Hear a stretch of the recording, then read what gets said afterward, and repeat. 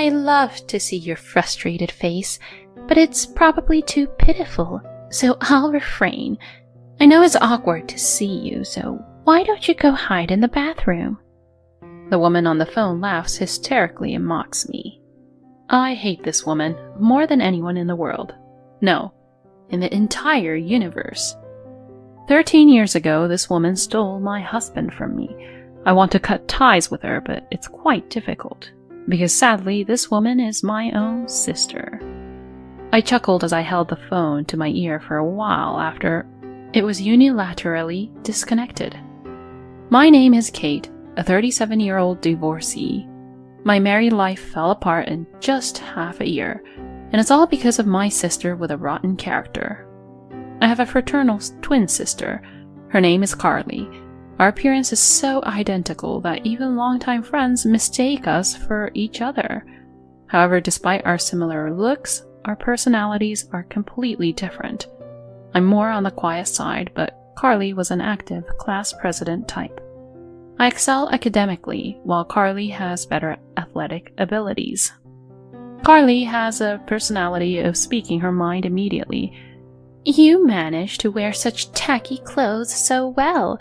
We have the same face, so people will think I'm the one who looks tacky. It's the worst. Our sisterly relationship is not as good as it seems. It's fine within the confines of our home, but trouble always seems to follow my sister Carly. Back in our student days, what's your deal, hitting on my boyfriend? I often found myself being confronted by girls from other schools on my way home. Of course, I had no personal connection to them. Ugh, not again, Carly. Whenever Carly developed an interest in someone, she would shamelessly pursue them, regardless of whether they already had a girlfriend. I do think men can be awful, but my sister is the worst. And here I am, mistaken for her, suffering the consequences. What's more, she easily grows bored and breaks up with them, sometimes within just a week. It's truly exasperating. Carly, can't you stop this already? Don't you think about the feelings of the other person's girlfriend? And I'm also bothered by all of this. In response to my words, I'm afraid of the cynicism of unattractive women. Well, what about your man, Murphy, right? He's so plain, and I don't think there's any worry of him cheating.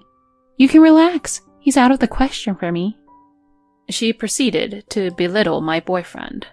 This man, Murphy, is the despicable ex-husband who callously abandoned me 13 years ago. We got to know each other at the same cram school and became close. He was more on the quiet side, and being with him brought me a sense of peace. His mother was a renowned fortune teller, running her own fortune-telling establishment. We graduated from the same university and decided to get married 2 years later. However, just 6 months after our marriage, Please, just divorce me. I've reached my limit. You should know the reason, right?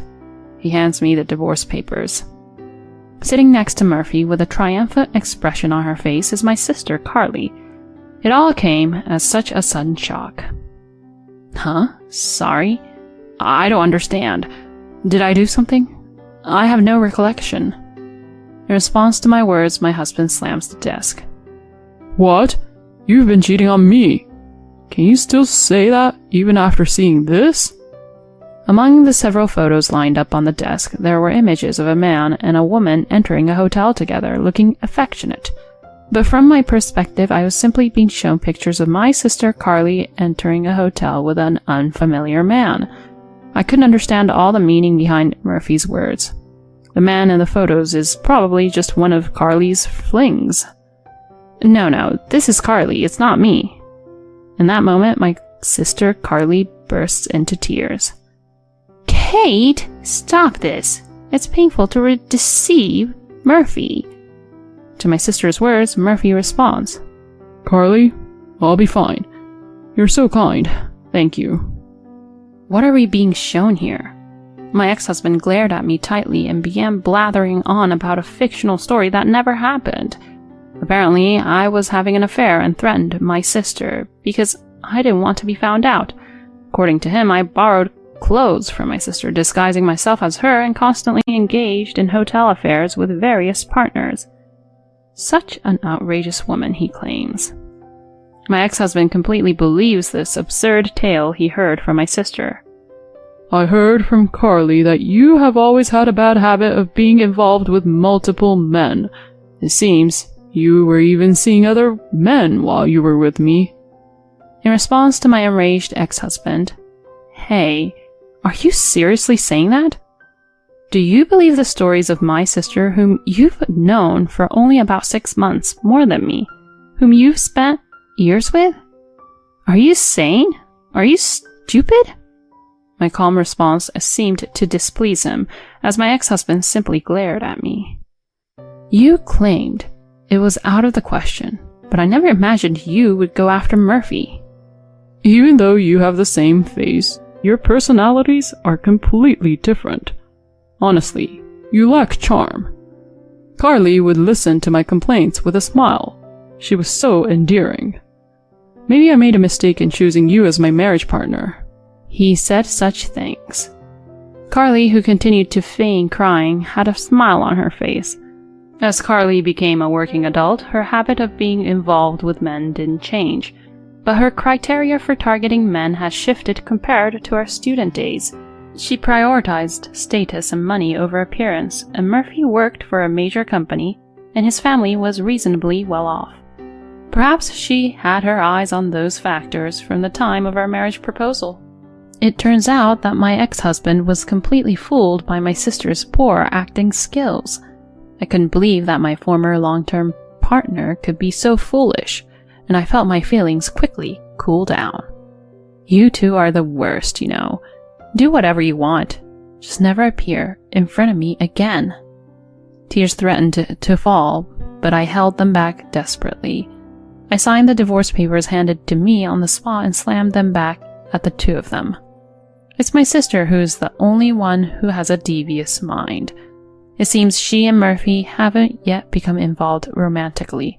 Claiming alimony from him would also be challenging. However, if these two could disappear from my life, I no longer cared about money. Afterward, I returned to my parents' home, but they were furious at my sister's actions and declared their disownment.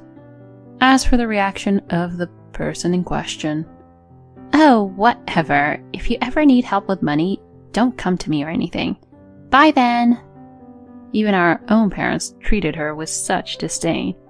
I heard from a friend that my ex-husband and sister got married just 3 months after the divorce. I was so disgusted that I couldn't even cry. I didn't feel anything anymore. For the past 13 years, I haven't seen my sister and her husband, but one day I received a call on my phone from a payphone. Since it was work-related, I answered it. "Hello, Kate."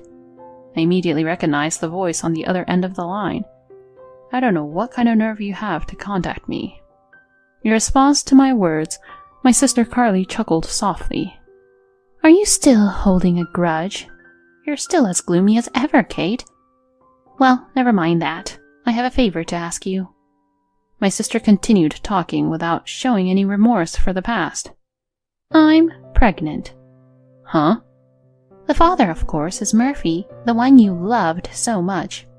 So I was thinking of announcing it to our parents, as it's their first grandchild. But I doubt those strict parents would listen if I told them directly. So tell them for me." She boldly gave me an order, even though she's been disowned. "And what makes you think you can say such audacious things when you've been cut off?"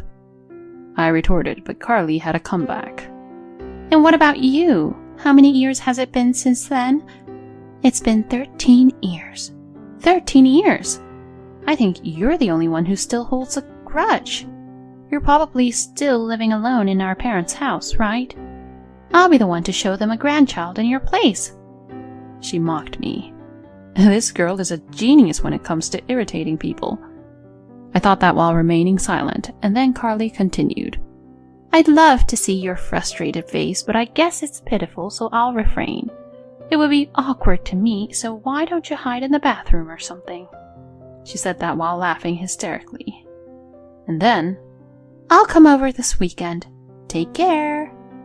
With that, my sister unilaterally ended the call. I held the disconnected phone to my ear for a while and chuckled softly. On that weekend, while I was enjoying a quiet time at home, my smartphone rang. It was a call from a public telephone. I assumed it was my sister. Reluctantly, I answered the call. "Hey, unlock the call blocking already," she yelled.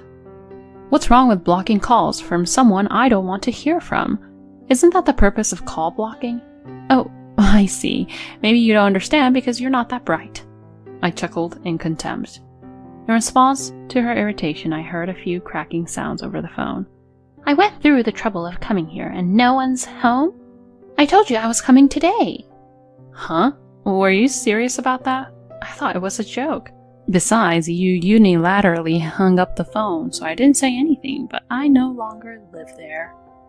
I could sense anger and slight agitation in my sister's voice as she spoke. It seemed like she was standing in front of our former house, although nobody lived there anymore. Thinking about the disturbance it would cause to the neighbors if she continued to create a scene, I gave her my current address and hung up the phone. After waiting for about an hour, the intercom rang, and when I answered it, Carly and my ex-husband Murphy were standing there with displeased faces. Carly immediately said, "Don't get too cocky. And what are you doing here? Why are you living in such a nice apartment?" She yelled at me with bloodshot eyes. It was understandable that my sister was surprised. This place was relatively new and was in good location. The rent was also decent. It wasn't a super luxurious apartment, but it was a nice property. Ignoring Carly's excitement, I said, "It's annoying and disruptive there, so why don't you come up?" I led them to my apartment, and Carly seemed surprised by the spaciousness. Seeing her frustrated expression, I couldn't help but chuckle. Inside the living room, our mother was sitting on the sofa silently observing my sister. Without uttering a word, she continued to gaze at Carly. "So you said you had something to discuss today, right? I'm not bothered by it, but if I'm in the way, should I hide in the bathroom?" I sarcastically remarked. "Never mind, I don't care anymore." Carly glared at me. And then she approached our mother and said, "Mom, it's been a while. I'm pregnant. That's why I wanted to talk today. I hope you'll let us stay here as a couple for a while." Without any sense of remorse for the past, my sister continued speaking. "Huh? You want me to live with you guys? No way, that's impossible. Have you forgotten what you did to me in the past? It's out of the question." Before I could finish my words, "Kate, just shut up. Besides, isn't this house still under Dad's name? You're an unmarried woman who couldn't even remarry at your age and are just leeching off our parents." Further adding insult to injury, "Thanks for your hard work until now. From now on, Murphy and I will take care of our parents' needs while living here together. Can you leave? And what about Dad? Is he at work?" My patience had reached its limit, with my sisters smirking and laughing. However, it was our mother, who had been silently listening all along, who spoke up before me. "If it's about your father, he passed away." My mother muttered just those words. My parents are very serious people, and even though it was Carly, my sister, who was entirely at fault for the divorce 13 years ago, my parents have been apologizing to me all along, especially my father. "I should have done better. It must have been my poor parenting. I'm sorry, Kate. I'm sorry." He became increasingly depressed, to the point where it was difficult for him to continue working. During that time, both my father and mother were still in their early 50s, and our living expenses were supported by my income and my mother's part-time job. After a while, my father was diagnosed with cancer and passed away 10 years ago. Right before his passing, my father said, "Please, don't contact Carly about this. If she shows up at my funeral, I feel like I won't be able to go to heaven." True to his words, neither my mother nor I contacted my sister. We moved into this house about 5 years ago. It was because my mother's health deteriorated due to work-related strain. We considered renovating our family home, but it was located on a hill, and the act of climbing the slope with my mother's condition would have been difficult. That's why we decided to move to this wheelchair-accessible property. Since we started living here, my mother said that her mobility has improved significantly. I thought I was calmly explaining this matter, but when I recalled my father's presence before he passed away, tears welled up. I believe my mother felt the same way. There were traces of tears in her eyes as well. However, my sister Carly's reaction to my story was, in a sense, as expected. Even if you tell me now, it's too late. And it's not my fault that Dad got sick, is it? Besides, you're able to live in such a nice place because of Dad's inheritance, right? It's unfair. What about my share? Don't I have the right to inherit too? Carly said these absurd things. Without missing a beat, Mother responded, Inheritance? There's no such thing. You only came crying to us when you got into trouble with your foolish actions before getting married. How many times did you have to pay alimony to the wives of the married men you got involved with? Living with someone who strayed from the right path like you? This is no joke. Don't you dare mock us. It was the first time both my sister and I had witnessed Mother in such a furious state. Perhaps realizing the tense atmosphere, my sister fell completely silent. And then Murphy, my former husband, who had been quiet like a doll until then, spoke up. Carly, maybe you've been deceiving me all along. My life has been a mess since I married you. You're reckless with money and don't do any housework. I had the chance to meet someone from our high school and they all warned me not to marry you, the twin sister. They said it was a terrible idea. I nearly burst out laughing at my ex-husband's words. It's quite something that he managed to stay married to her for 13 years. Furthermore, he approached me and said, Kate, I've regretted our separation for a long time. Would you consider starting over together here? Let's let bygones be bygones. As he said that, he gently reached out to touch my shoulders, sending shivers down my spine. No way, it's disgusting. Let bygones be bygones? Who are you kidding? And it's not something you should be saying in the first place. Just as I was about to deflect his touch, the door of the adjacent room swung open forcefully. Could you please not touch her with your dirty hands? Suddenly a man appeared, surprising both of them with wide-eyed astonishment. Who's that? Ignoring my sister's mutter, I said, I told you to stay hidden and not get involved. In response to my words, Richard said, I had to intervene because he was about to touch you, Kate. Besides, having a third party present can help with the discussion. That might be true, but... This is my husband, Richard. And also, Ryan, come here. This is my 8-year-old son, Ryan. I called out to my son, who had been peeking from the shadow of the door. He stared at my sister and her husband with a piercing gaze as if he had overheard some of their argument. Huh? You got remarried? That's unbelievable. Why? My sister was more surprised than anyone to learn that I had a husband and a son. Murphy, my ex-husband, also seemed to be at a loss for words, his mouth opening and closing like a fish. Why? How many years do you think have passed since then? It's been 13 years. 13 years! Even though so much time has passed, you two haven't changed a bit. It's astonishing. Oh well, at least you've aged significantly in appearance. My sarcastic words made their faces turn red. I met my current husband, Richard, shortly after my father passed away. We worked together and met a few times a year, but one day he asked me out. I said, I'm a divorcee. When I declined, he asked me again, saying, Does being divorced mean you can't be happy? A year later, we got married, and the following year our son Ryan was born. My husband treated my mother very well, and he never showed any reluctance towards living together. Perhaps it was because his parents, my in-laws, were already living with his brother and sister-in-law. I feel relieved because you're with Richard, she said, showing her support. Richard suggested moving to our current house because he was worried about my mother's mobility. Facing the two standing still, I said, My mother and I have our current life. Please, don't interfere. And Carly, you claimed to be pregnant. How many months along are you? Seeing the flustered reactions of the two, it seemed that the pregnancy was also a lie. Although Murphy and I were only married for half a year, I never got pregnant. That became a reason for my ex-mother-in-law to make snide remarks. And the fact that my sister isn't pregnant means that's how it is, I suppose. It seems that my sister and my ex-mother-in-law, both having a bad nature, got along well.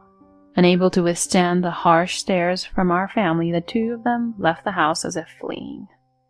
I've heard the story, but is she really your biological sister? Her face does resemble yours, but her character is something else entirely. Anyway, I guess this settles the matter. Speaking with a smile, my husband said that. I'm not so sure, I replied with a wry smile. That evening, something happened. The intercom kept ringing continuously. Looking at the monitor, I sighed. I knew they'd come. When I opened the door, there stood my pale-faced sister and my ex-husband. I need your help. I need money. Please, lend me money. They pleaded desperately. My husband wore a puzzled expression, but my mother and I had a different reaction. During the day, while waiting for my sister's call, my mother received a message from someone. It was from a friend of my late father's who currently lives in my former parents' house, which is now rented out to their family. When they returned home, they had found the garden flower beds trampled and the window glass cracked. The security camera captured the image of a furious woman stomping on the flower beds and hurling stones at the glass. Of course, it is my sister Carly who is furious on the phone with me.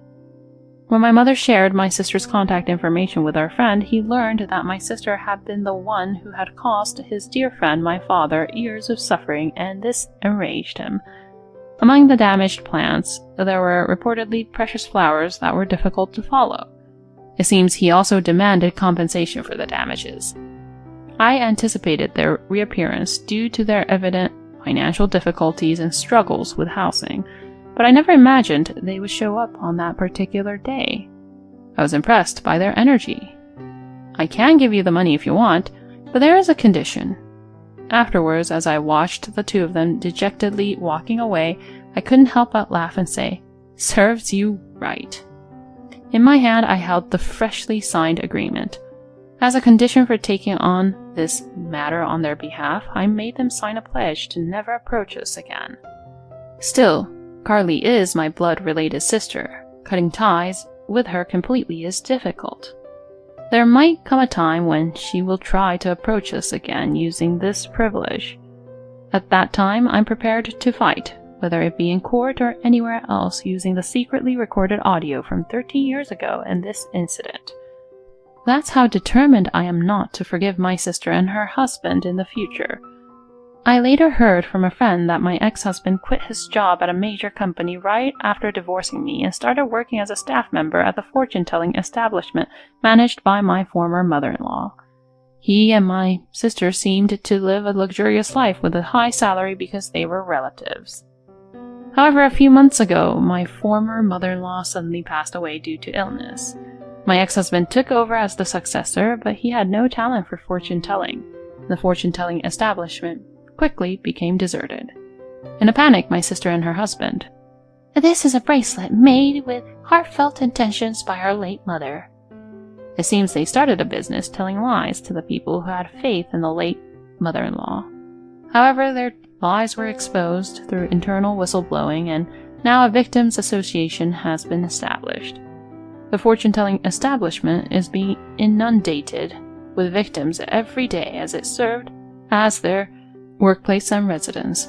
With nowhere else to go, my sisters sought refuge in our home. It's absolutely audacious and infuriating. However, considering the police's recent actions, it's only a matter of time before the two of them face legal consequences.